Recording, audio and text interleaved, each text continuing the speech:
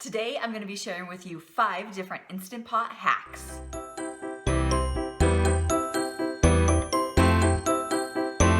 Hi, I'm Karen Peterson. I own the blog 365 Days of Slow Cooking and Pressure Cooking. I love to come here to YouTube every Tuesday and give you some great Instant Pot ideas, tips, tricks, recipes, and all that. Make sure to subscribe to my channel so that you can always be updated on the newest Instant Pot recipe or whatever I have to share with you. I'd love it if you would join my Facebook group, 365 Days of Instant Pot Recipes. I'll have all the links to the things that I talk about today in the notes below. If you're on a mobile device, go ahead and just click the title of this video and it will bring up all of my notes. Now on to the hacks. The first thing that I want to share with you is using a sling. So you can see my Instant Pot here. A lot of times recipes that you read will call for pot-in-pot cooking. And basically that just means that you're going to be using some sort of dish, like this one for example, that fits inside your Instant Pot. Now, it's kind of hard because these pots, once you get them down in there, they're hard to get out with just your fingers, especially when they're hot. So what a lot of times recipes will say is use a sling. Now, this is what I like to do personally. I purchased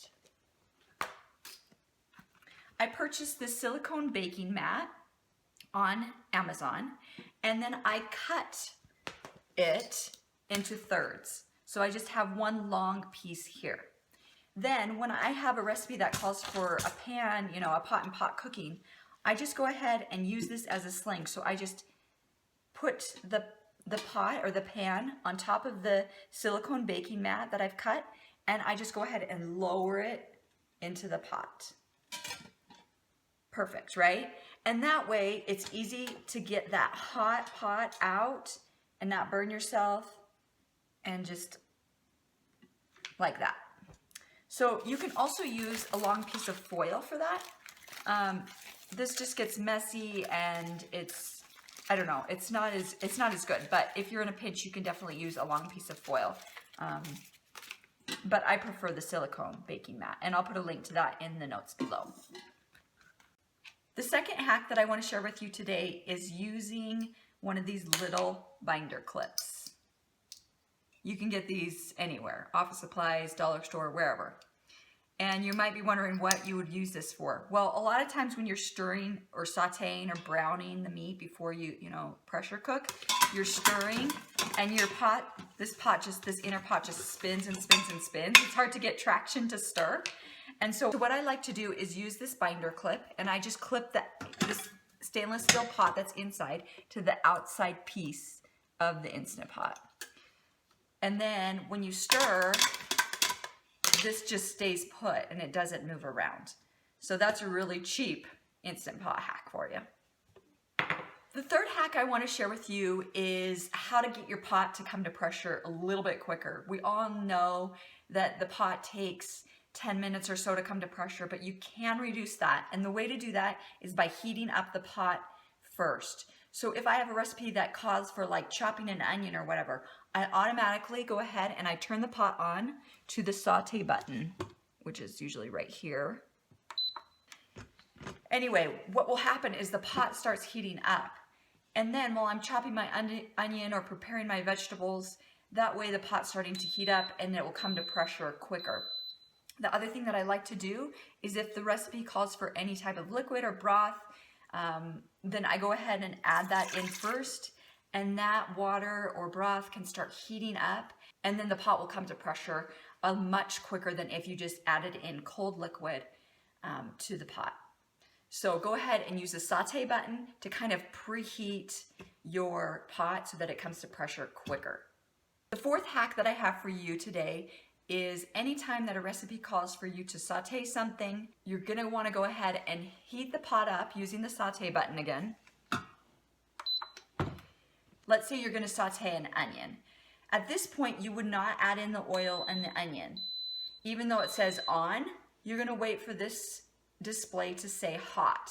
Once it says hot, then you can go ahead and add in your oil and swirl it around on the bottom of the pot, just kind of moving it around like this. That's how I do it. and then add in the onion. What this does is it prevents stickage from happening. If I was to go ahead and add in the oil now and the onion now, a lot of the onion would stick to the bottom and it would just be a big mess to clean up.